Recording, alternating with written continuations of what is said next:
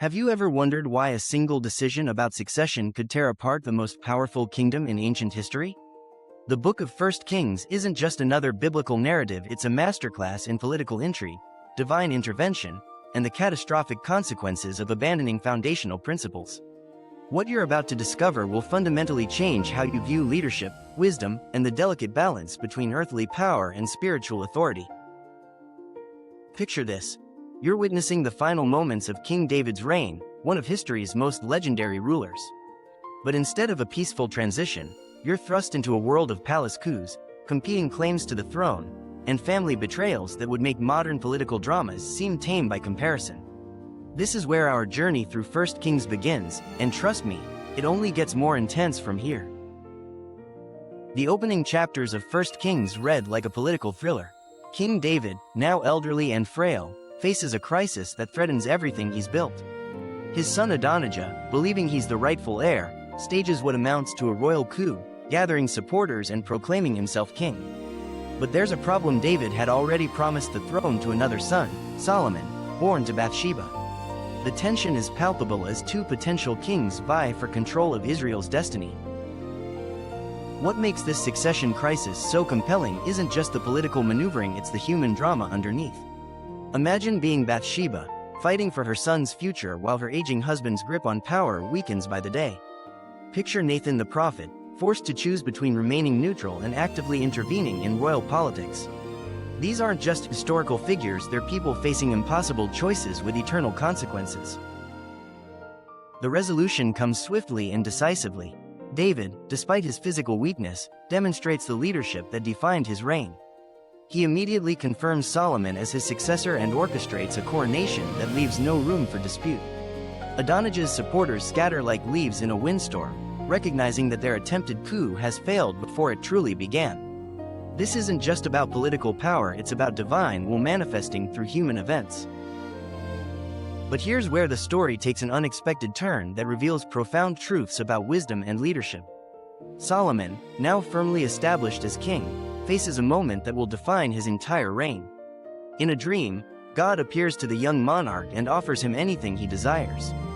Think about that for a moment. Unlimited divine favor, the ultimate blank check from the creator of the universe. What would you ask for? Solomon's response reveals why he becomes legendary. Instead of requesting wealth, military might, or a long life, he asks for wisdom to govern God's people effectively. This single decision demonstrates a level of spiritual maturity that's breathtaking for someone so young. God is so pleased with this request that he grants not only wisdom but also the riches and honor that Solomon didn't seek. This moment establishes a principle that echoes throughout history: seek first what matters most, and other blessings often follow. The famous Judgment of Solomon illustrates this divine wisdom in action. Two women claim the same baby, each insisting she's the true mother. Solomon's solution, proposing to cut the child in half, seems horrific until you understand the psychological brilliance behind it. The real mother immediately offers to give up the child rather than see it harmed, while the impostor agrees to the division. In one stroke, Solomon reveals truth, demonstrates justice, and establishes his reputation for unprecedented wisdom. This wisdom extends far beyond clever judgments. Under Solomon's rule, Israel experiences its golden age. The kingdom expands to its greatest territorial extent, stretching from Egypt to the Euphrates River. Trade flourishes, bringing exotic goods and international recognition. Diplomatic marriages create powerful alliances, while Solomon's court becomes a center of learning and culture that attracts visitors from distant lands. The construction of the temple represents the pinnacle of Solomon's achievements and one of history's most significant religious monuments. This isn't just a building project, it's the fulfillment of David's deepest dream and the establishment of a permanent dwelling place for God's presence among his people. The detailed descriptions of the temple's construction reveal not just architectural magnificence but spiritual symbolism that resonates through centuries. Every element of the temple carries profound meaning. The Holy of Holies, where God's presence dwells, the bronze pillars representing strength and stability, the intricate carvings depicting nature's beauty, all these elements combine to create a physical space that reflects spiritual realities. When Solomon dedicates the temple, God's glory fills the building so completely that the priests cannot continue their service. This moment represents the culmination of Israel's journey from a nomadic people to a nation with a permanent home for divine worship. But power has a way of corrupting even the wisest individuals, and Solomon's story takes a tragic turn that serves as a warning for leaders throughout history. His diplomatic marriages, initially strategic alliances, gradually compromise his spiritual integrity. Foreign wives bring foreign gods, and Solomon begins accommodating pagan worship practices to maintain political harmony. The very wisdom that elevated him becomes clouded by compromise and gradual spiritual drift. The transformation is subtle but devastating. Solomon, who once sought only wisdom, becomes obsessed with accumulating wealth, building projects, and international prestige. He imposes heavy taxes and forced labor on his people, creating resentment that will ultimately fracture the kingdom. The man who began his reign seeking to serve his people ends up exploiting them for personal glory. This isn't just ancient history, it's a timeless lesson about how power can corrupt even the most well-intentioned leaders.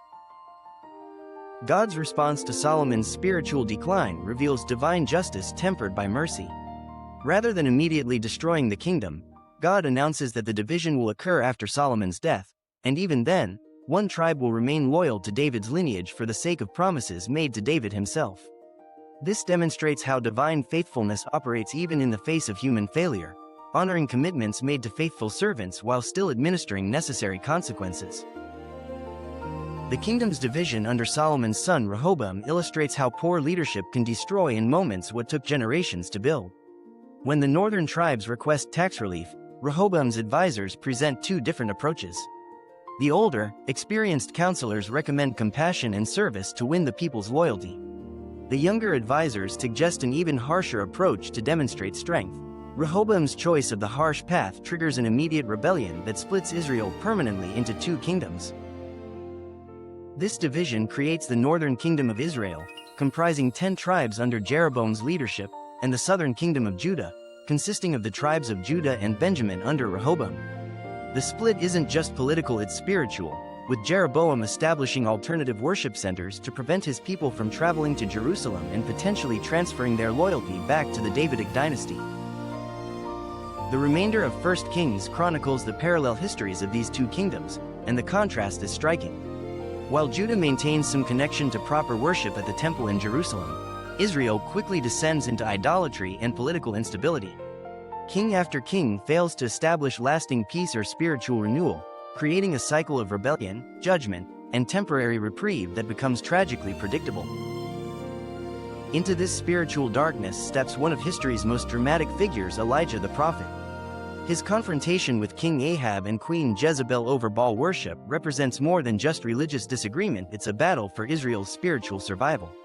The famous contest on Mount Carmel, where Elijah challenges 450 prophets of Baal to call down fire from heaven, demonstrates divine power in a way that leaves no room for doubt about who truly controls nature's forces.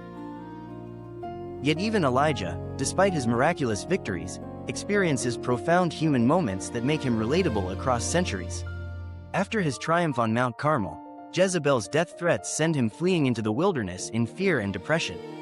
His encounter with God in the gentle whisper rather than earthquake, wind, or fire reveals how divine communication often comes not through spectacular displays but through quiet, intimate moments of connection. The book of 1 Kings concludes with Ahaziah's reign and his attempt to consult foreign gods about his injury rather than seeking Israel's God. Elijah's intervention and the king's subsequent death reinforce the central theme that abandoning foundational spiritual principles inevitably leads to destruction, while faithfulness, even in difficult circumstances, opens doors to divine intervention and blessing. What makes 1 Kings eternally relevant isn't just its historical significance but its profound insights into leadership, wisdom, and spiritual integrity. Solomon's rise and fall demonstrates how even the wisest individuals can lose their way when they compromise core principles for temporary advantages. The kingdom's division illustrates how leadership failures affect not just individuals but entire nations across generations. These aren't just ancient stories, they're blueprints for understanding how spiritual principles operate in any era. Whether you're leading a family, business, or nation, the lessons of 1 Kings remain startlingly relevant.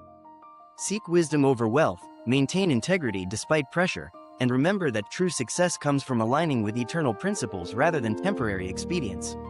The kings of Israel and Judah discovered these truths the hard way. Their experiences can guide us toward better choices in our own leadership journeys.